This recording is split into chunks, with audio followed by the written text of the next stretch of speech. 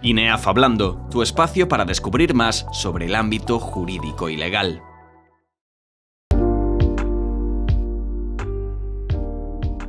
El derecho a la cultura continúa siendo un gran desconocido en nuestros días, incluso entre los propios juristas, a pesar de su reconocimiento histórico y su desarrollo e inclusión en diferentes códigos y textos legales durante los 2 últimos siglos.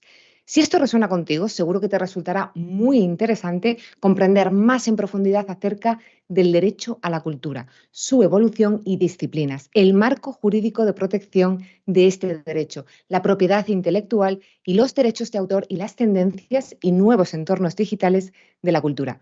Os damos la bienvenida a INEAF Hablando. Hoy vamos a conocer el origen y la evolución, el marco legal y la protección de las creaciones, así como las nuevas oportunidades que el mundo digital brinda al arte. Y para ello ha querido estar con nosotros Patricia Bueso, abogada en ejercicio especializada en propiedad intelectual, derecho de la cultura y derecho digital, que trabaja desde hace más de 20 años en el sector musical y cultural, tanto público como privado. Hola Patricia, ¿qué tal estás? Hola, buenas tardes, muy bien. Gracias, Ana. Es un placer tenerte hoy en INEAF Hablando, Patricia. Has venido, de hecho, para darnos un seminario muy exclusivo y en profundidad sobre la capacitación en la materia de derecho de la cultura. Y nadie mejor que tú para hacerlo, ya que eres consultora jurídica en el sector social en diferentes países, también fundadora y directora de la firma jurídica Cultu-Law, pionera en la protección de la propiedad intelectual en el metaverso y docente en numerosos cursos y jornadas sobre derecho y las nuevas tecnologías, criptoarte, transformación digital y protección de obras y creaciones. Además, eres presidenta del grupo especializado en Derecho de la Cultura del Ilustre Colegio de Abogados de Granada. Patricia, te encantan los retos y poner tu experiencia al servicio de la innovación, algo que a nosotros particularmente nos encanta y te agradecemos. Por mi parte es todo, os dejo con Patricia Bueso y el derecho a la cultura. En INEAF Hablando nos comprometemos a seguir preparándote para enfrentar con éxito la realidad profesional con contenidos de calidad, gracias a la visita de expertos de primer nivel y en activo que tienen el propósito de favorecer la asimilación de conocimientos mediante una aplicación práctica, porque eres el protagonista y nosotros la mejor opción para los que nos eligen. Muchas gracias, Patricia, por venir a inspirarnos y, por supuesto, a vosotros por acompañarnos. Hasta la próxima. Todo tuyo, Patricia. Muchas gracias por la presentación. A ti por estar con nosotros. Hola a todos y a todas. Os doy la bienvenida a este seminario en el que hoy vamos a hablar sobre derecho de la cultura.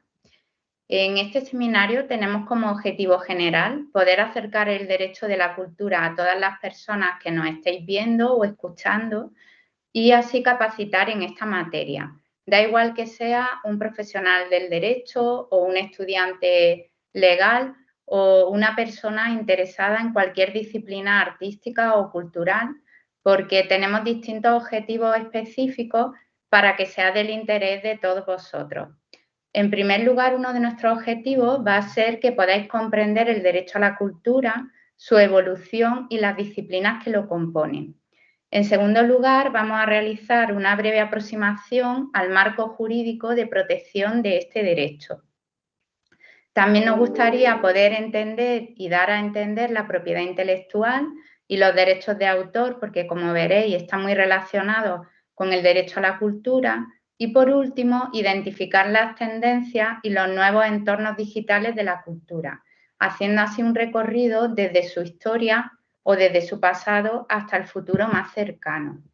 Ello porque, como ya veíamos al principio, el derecho a la cultura es un gran desconocido. Es cierto que incluso hablando con compañeros, con compañeras de profesión, con los propios juristas, todavía les cuesta o cuesta comprender qué engloba el derecho a la cultura, a pesar de que es un derecho con una gran trayectoria histórica y que su desarrollo e inclusión se ha visto propiciado por su inclusión en diferentes códigos.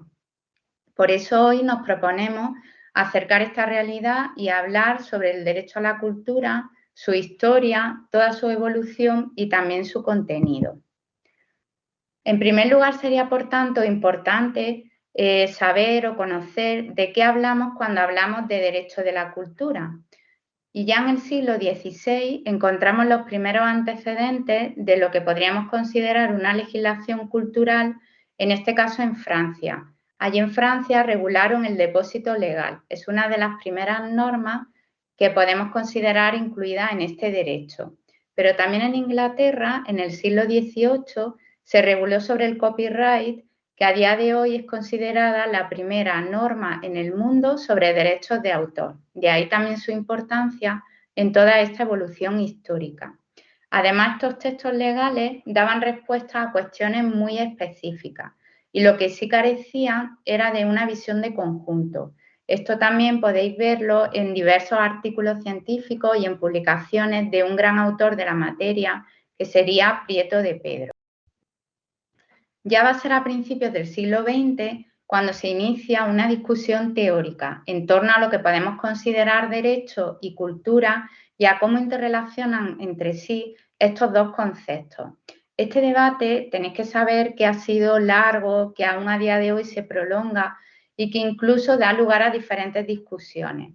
Ello porque conceptualizar el término cultura es difícil porque procede de un enfoque de diferentes disciplinas, que además no son jurídicas. Entre ellas se encuentran la antropología, la historia o la filosofía.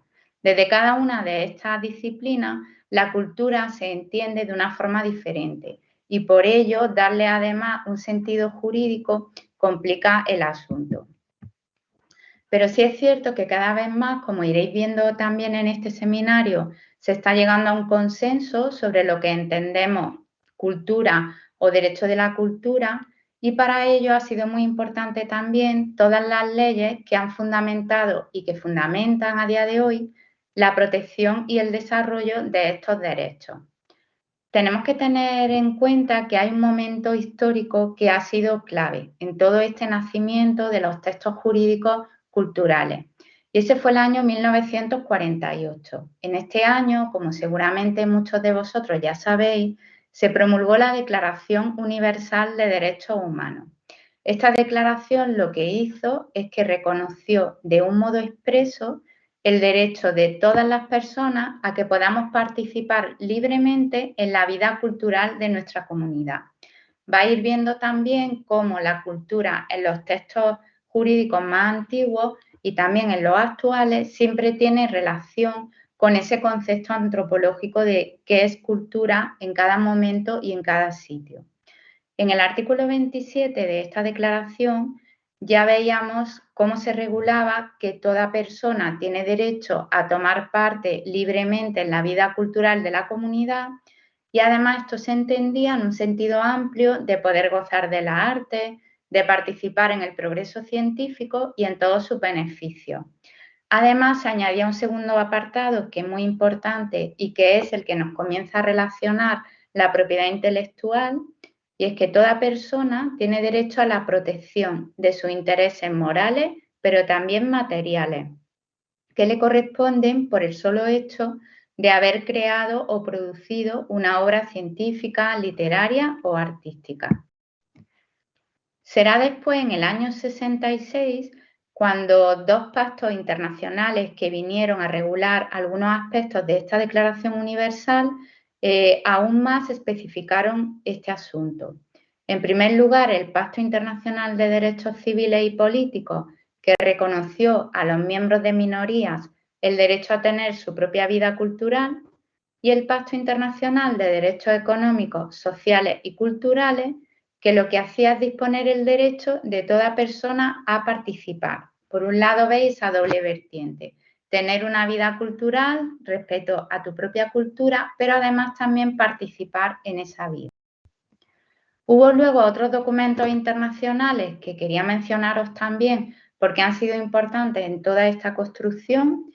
Uno de ellos sería del mismo año 66, la Declaración de los Principios de la Cooperación Cultural Internacional. Por otro lado, en el año ya 2005 tendríamos la Convención sobre Protección y Promoción de la Diversidad de Expresión Cultural, y la UNESCO es un organismo de Naciones Unidas que, como sabéis, está relacionado o tiene como misión la protección de la cultura y también ha dictado diversas declaraciones y recomendaciones. En el año 2001, la Declaración Universal sobre la Diversidad Cultural y también resoluciones del Consejo de los Derechos Humanos de diferentes años. Toda esta normativa configura el compendio internacional que ha ido dando luego base a otras normativas. Hay también un hito fundamental que quería destacaros y que fue la Declaración de Friburgo sobre Derechos Culturales del año 2007. Esta declaración no tenía un carácter vinculante, es decir, no era de obligado cumplimiento para todos los estados que la firmaron, pero sí fue muy importante porque consiguió reunir y catalogar los derechos culturales. Todo esto que veía y en lo que no se ponían de acuerdo, en el año 2007 se consigue un consenso en torno a 6 ejes principales.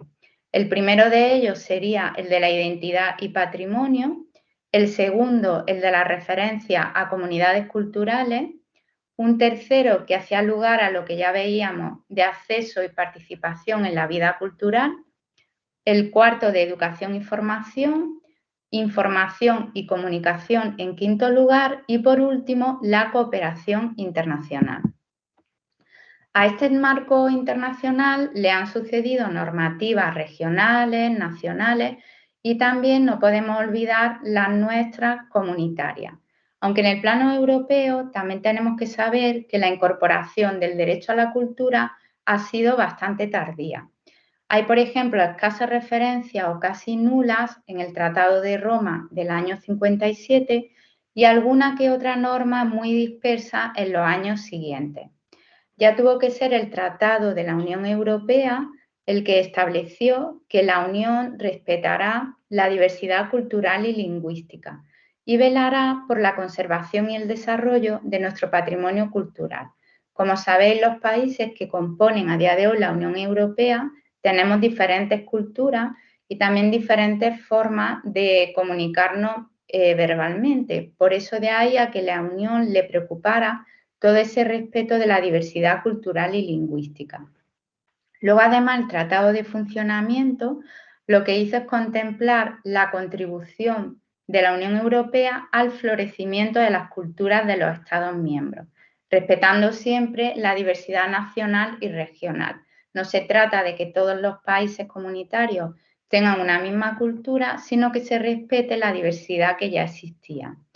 Desde entonces es cierto que aunque se incorporaron de un modo tardío, la Unión Europea tiene como una de sus principales misiones contribuir a la mejora del conocimiento y a la difusión de la cultura y de la historia de los pueblos europeos.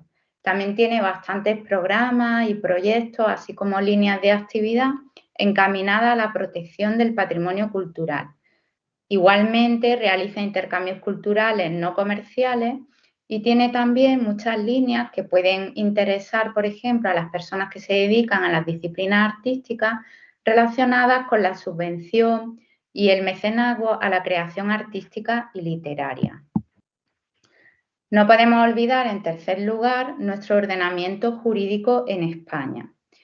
Sí que tenemos algunos antecedentes que os quería dejar reseñados, sobre todo porque veáis la importancia y desde cuándo hablábamos, ¿no?, ya de temas culturales, y es la Ley de Propiedad Literaria, que ya sería del año 1847. Por eso decíamos que casi 2 siglos después sigue siendo una desconocida a pesar de que ha habido muchos textos que la regulaban.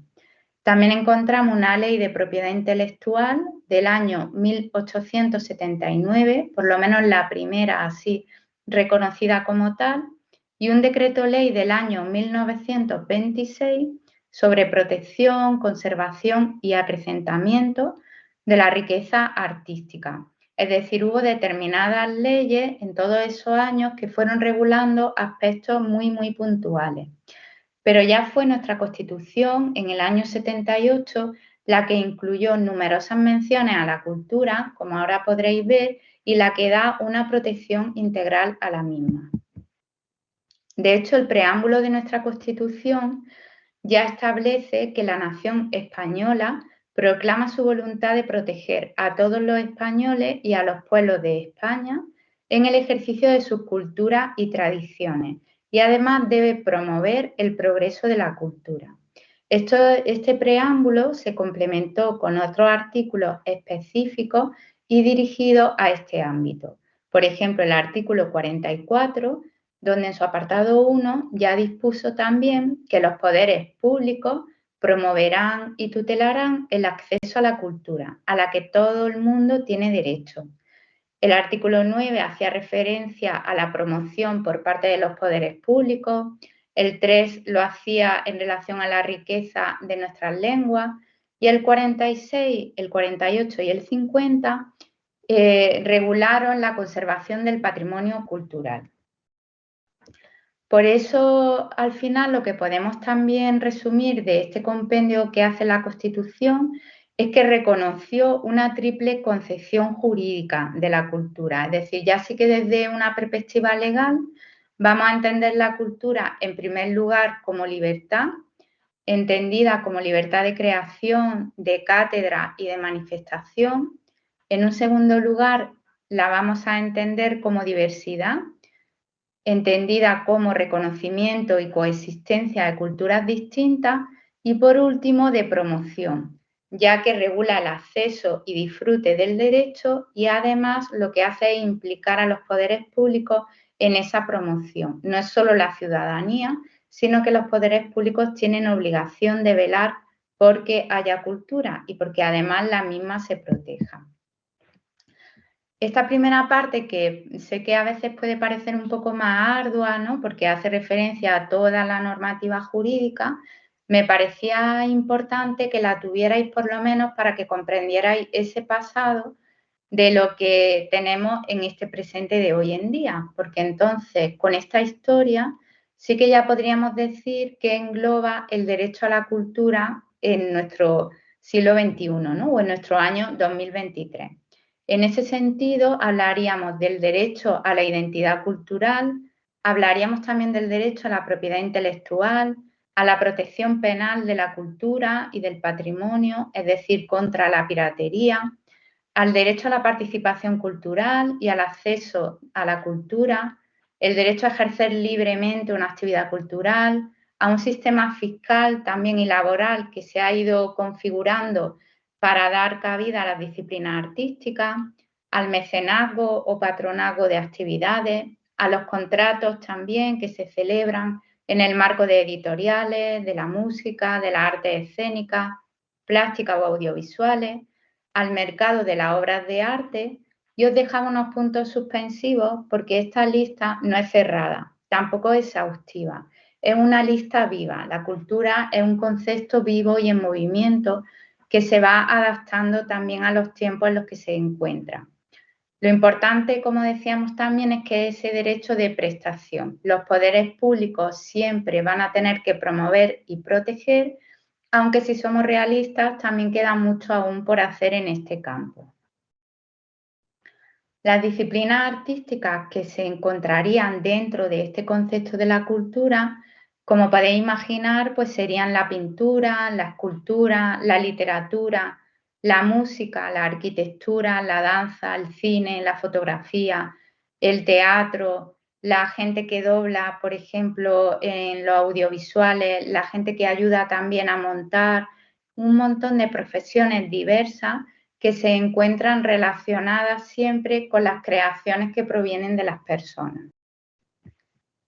La normativa existente a día de hoy, por tanto, como habéis visto, y en torno a todas estas manifestaciones culturales, es bastante extensa. De hecho, sería imposible resumir en este ratito que vamos a tener de seminario toda la legislación que existe a día de hoy, regulando diferentes aspectos. Lo que sí es muy importante es que al final lo que hace es implicar diferentes áreas del derecho que se van a interconectar entre sí y que van a intentar de este modo dar respuesta a todos los retos y desafíos que el sector cultural presenta. Como decía, un concepto vivo y como valor jurídico también está continuamente en movimiento. Ahora lo veréis sobre todo cuando veamos algún ejemplo de las nuevas tendencias que tanto a nivel legal como artístico se vienen sucediendo. No podemos olvidar la propiedad intelectual porque es una materia de crucial importancia en este derecho cultural. De ahí que también os quería dejar algunas pinceladas sobre ella. Al final, cuando hablamos de propiedad intelectual, lo que hacemos es hablar de las creaciones de la mente. Ahora que también, como sabéis, hay tanta debate en torno a la inteligencia artificial, también hay muchas personas en el mundo del arte y la cultura preocupadas, ¿no? Porque a lo mejor la inteligencia artificial pueda suplantar o no sus creaciones. En ese sentido, todas las nuevas normas que se están planteando a nivel legal vienen a dar protección solo a la obra que se genere, aunque haya participado la inteligencia artificial, por ejemplo, que tengan un componente humano. O sea que en ese sentido la propiedad intelectual va a seguir girando en torno a creaciones de la mente, entendidas como invenciones, obras literarias, obras artísticas, musicales o incluso también los símbolos, los nombres, marcas, imágenes que utilizamos normalmente en el comercio. En este sentido y dentro de la propiedad intelectual, una de sus tipologías serían los derechos de autor. He escogido esta porque es la más cercana al derecho cultural y ello porque los derechos de autor son los derechos de las personas creadoras sobre su obra. En este sentido, las obras que se van a encontrar protegidas son las mismas de las mismas disciplinas sobre las que estamos hablando, es decir, creaciones originales, pues que sean literarias, artísticas o científicas y pueden expresarse en cualquier medio.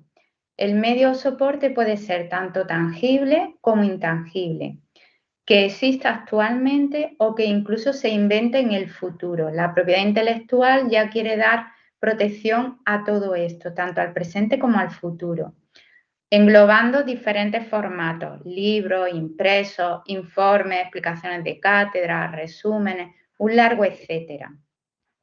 Y con una duración determinada también, porque los derechos de explotación de una obra duran toda la vida del autor o de la autora y 70 años después de su muerte. Habréis escuchado a veces que se habla de que una obra ha pasado a dominio público, pues en este caso cuando pasan estos 70 años después de la muerte del autor o de la autora, salvo algunas excepciones porque haya tenido alguna modificación, se podrá utilizar sin autorización. Eso sí, siempre hay que respetar la autoría y la integridad de la obra. Además, también los derechos de autor se pueden ceder. Esto es muy importante también para las personas artistas, porque a través de contratos de cesión de derechos, de contratos de edición, también pueden generar royalties o remuneraciones por su obra. Los derechos morales dentro de estos derechos de autor serían los que corresponden al autor de la obra y son irrenunciables, y entre ellos encontraríamos que el propio autor o la autora decidan si su obra ha de ser divulgada y en qué forma puede hacerse, si la divulgación va a ser anónima o no, si debe reconocerse su autoría, si se puede modificar la obra, si la quiere retirar del comercio o también un acceso al ejemplar único y primero de su obra. Por otro lado estarían los derechos patrimoniales, que dentro de estos derechos de autor son los que llamamos de explotación y de simple remuneración. Son los que facultan a la persona creadora a decidir sobre el uso de su obra. En este caso sí pueden cederse, a diferencia de los morales, que veíais son irrenunciables, aquí los de explotación podrían cederse a terceros. Y de un modo así muy general hablaríamos de derechos de reproducción, que se permitan reproducirse, derechos de distribución, que son la puesta a disposición del público de la original o copia en un soporte mediante venta, alquiler, etcétera, o la comunicación pública. También incluiríamos la transformación, que permitamos o no que nuestra obra pueda ser transformada. Luego, además, hay otros derechos de carácter patrimonial, que serían los de compensación por copia privada, uno de remuneración por copias digitales en universidades y también por el préstamo público. Por tanto, recordar que cuando hablamos de propiedad intelectual, vamos a proteger nuestras obras con ella y vamos a tener estos doble vertientes de derechos, morales y patrimoniales.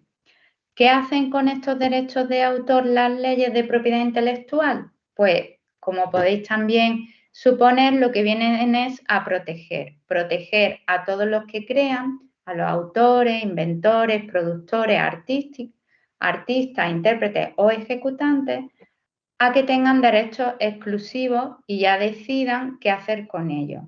Los derechos de propiedad intelectual, además, no se centran, como decíamos, en el objeto físico, porque pueden ser también intangibles, y por tanto eso es lo que les da una singularidad. En este punto, y por qué os quería traer desde la propiedad intelectual y los derechos de autor, quería pasar del presente a un poco el futuro, o casi ya el futuro en nuestro presente, ¿no? Si me permitís, porque al final lo que también tenemos que ser conscientes es que el ecosistema empresarial y las experiencias digitales de personas consumidoras y usuarias de estos servicios, en este caso artísticos, están cambiando. Hoy en día ya podemos hablar de lanzamiento de colecciones NFT, es decir, en tokens no fungibles, del salto a la web 3.0, de compañías que ya están realizando, por ejemplo, conciertos, vendiendo sus libros en el metaverso. Todo este cambio de relaciones comerciales y sociales está impactando de un modo significativo en el derecho a la cultura. No en cuanto a su concepción, que yo creo que ya ha quedado más o menos claro qué engloba y quién estaría dentro de ella, sino a cómo se están desarrollando nuevas formas, por ejemplo, de monetizar la obra y también nuevas formas de protección de estos derechos. El sector cultural no se queda al margen de este mundo digital, de la web 3.0, del metaverso. Cada vez más son las iniciativas que se están sumando. De hecho, os animo a que podáis ver, buscando, por ejemplo, en Internet, cuadros de artistas muy reconocidos que ya se están vendiendo en el mundo del criptoarte, películas que han hecho de sus guiones, por ejemplo, NFTs, también libros. Al final hablamos a día de hoy de la cultura tradicional mezclada con el criptoarte, la criptoliteratura o la criptomúsica. Esto lleva también a unas implicaciones jurídicas, porque al final estamos hablando en este seminario del derecho a la cultura en estas manifestaciones artísticas de nueva generación.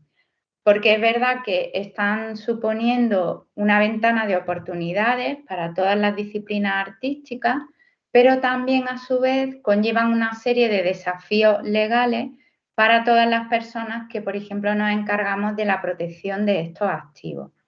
Y es que a día de hoy también podemos encontrar en estos entornos digitales imágenes que se reproducen de un modo ilícito, dificultades para identificar al responsable, cláusulas de exoneración por parte de titulares de los protoversos, los metaversos, delitos que se puedan producir en estos ámbitos digitales, suplantaciones de identidad, de la protección de las marcas y de los derechos de autor, así como algunos conflictos de competencia.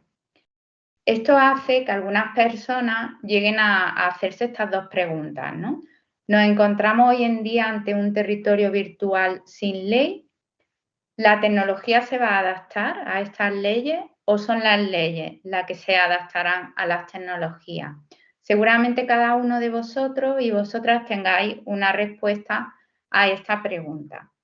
En mi caso, lo que sí pienso es que no estamos ante un territorio virtual sin ley. Ya habéis visto toda la evolución histórica legal que tenemos a día de hoy y ahora veremos también las proyecciones futuras. Por tanto, sí que existe una legislación aplicable. Lo único que sí que necesitamos son algunas estrategias de desarrollo normativo que tengan en cuenta la adaptación a estos ámbitos digitales y también un plan de adaptación a nuevos escenarios. La normativa es muy extensa, no quiero aburriros con todo su desglose, pero sí que sepáis que a toda la que veamos antes se han sumado numerosas leyes y reglamentos, por ejemplo, europeos, sobre mercados digitales, servicios digitales, la sociedad de la información, los derechos de autor, una Carta de Derechos Digitales española, tenemos también una circular sobre criptoactivos y normativa varias del Parlamento Europeo sobre comercio electrónico. Por eso decía que no es un territorio sin ley, lo único es que hay que conocer lo que existe. Hay además nuevas propuestas y son la Acta de Servicios Digitales de la Unión Europea, la de mercados, la de gobernanza, se ha aprobado la Ley de Inteligencia Artificial, el Reglamento MiCA o la Carta de Intención de la Unión Europea que ha hecho también la presidenta de la Comisión sobre la regulación del metaverso. Toda esta normativa se está configurando a día de hoy. Ya hay una primera propuesta sobre la inteligencia artificial, por ejemplo, y seguramente en estos años sucesivos veremos bastantes disposiciones normativas. Además, también tener en cuenta que en lo que respecta a las marcas que están reguladas en lo que conocemos como la clasificación de NISA, la Unión Europea, a través de su Oficina de Propiedad Intelectual, también ha tenido en cuenta estas nuevas realidades de los archivos digitales, de los NFT que ya decíamos, ¿no? Estos tokens no fungibles, y lo ha clasificado para poder protegerlos. De hecho, durante el primer trimestre, por ejemplo, del año 2022, más de 250 marcas ya se registraron con productos virtuales descargables, es decir, era uno de los servicios o de los productos que ofrecen. Por eso os decía, la evolución de la cultura en este sentido es también imparable. Os quería dejar también reseñadas algunas de las ventajas de crear obras de arte NFT. Bueno, dejando un poco también dicho que los NFT, para aquellos que podéis no saber lo que es, hablamos de activos digitales. Al final son tokens no fungibles, porque NFT es su acrónimo en inglés, que podemos, por ejemplo, una obra de arte convertir en este archivo digital y venderlo en mercados digitales. Hay plataformas destinadas a este tipo de criptoactivos, criptoarte.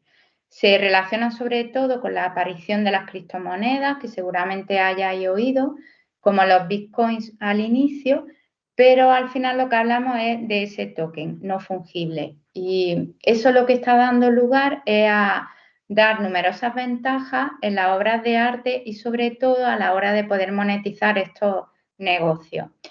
Porque lo que hacen es dar una variedad de opciones muy impresionantes que a día de hoy no nos hubiéramos planteado con una obra física.